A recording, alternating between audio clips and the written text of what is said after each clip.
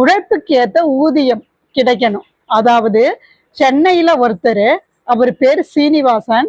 அவருக்கு முழு கண் பார்வையும் இல்லையாம். அவர் என்ன செய்யறாரு அப்படின்னா, அவர் முதல்ல அரசாங்க உதவித்தொகையை மட்டும்தான் நம்பி இருந்தாரு.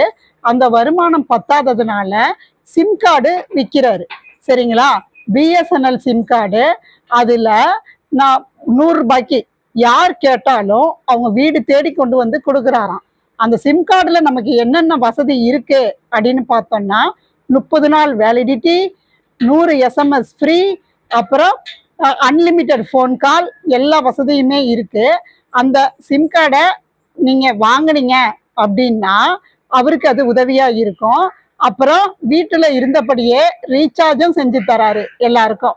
யாருக்காவது ரீசார்ஜ் பண்ணணும்னா இனிமே கடைக்கு ஓட வேணாம். உங்க வீட்ல இருந்து ஒரு ஃபோன் பண்ணா போதும், ரீசார்ஜ் பண்ணி விட்டுருவாரு. நீங்க ஜிபே பண்ணிக்கலாம். ஓகேவா? இந்த மாதிரி ஹெல்ப் பண்றாரு.